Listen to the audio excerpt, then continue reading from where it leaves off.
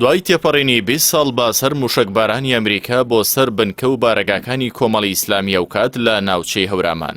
ئێستا وڵاتیانی هەرێم زیاتر لە جاران هاوسەنگی و دروستی هەڵوێستی کۆمەڵیان بەرامبەر ئەمریکا و زلهێزانی دیکەی جیهان بۆ دەردەکەوێت.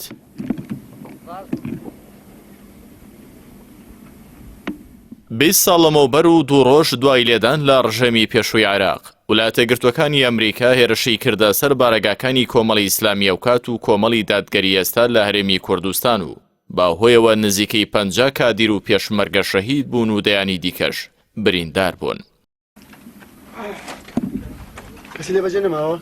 کۆمەڵ وەک پارتێکی کوردی ڕەسەن لەلایەن زلهێزترین وڵاتی جیهانەوە پەلاماردرا بەهۆی ئەوەی کۆمەڵ و سەرکردەکانی پێشوازیان لە پرۆسەی داگیرکردنی عێراق لەلایەن ئەمریکاوە نەکرد. ئاوکات چاوساغی بۆ داگیرکەر و تۆمەتی ناڕاستی هەندێک هێزولانی کوردی دژی کۆمەڵ و ئەو دۆخە نائارامەی باڵی بەسەر ناوچەی هەوراماندا کێشابوو پاساویدایە ئەمریکا تا پەلاماری بارەگاکانی کۆمەڵ بدات.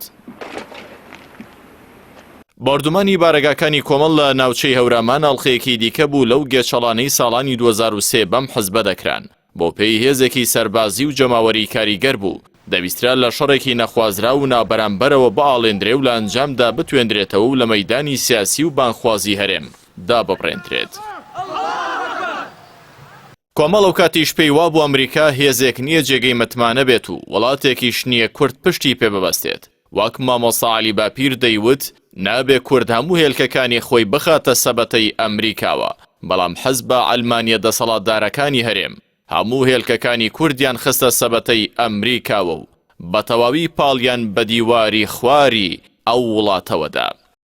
پارتی وێچێتی ئەوکات و ئێساش دەرکیان بەوە نەکرد کە ئەمریکا وەک هەر زلهێزێکی دیکەی جیهان تەنها بەرژەوەندی خۆی دەخوێنێتەوە، نەدۆست و نەدوژمنی تاسەری هەیە.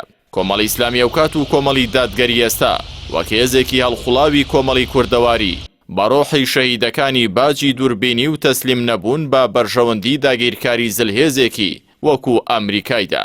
بەڵام بەرپرسانی پارتی وێچێتی تا ئێستا تەواوی کارتەکانیان لە دەستی بێگانەدایە و کار بۆ بەرژەوەندی بێگانە دەکەن، هەر بۆیە هەمووان باس لە سووتانی کارتەکان و هەبوونی مەترسی لەسەر قەوارەی هەرێمی کوردستان دەکەن.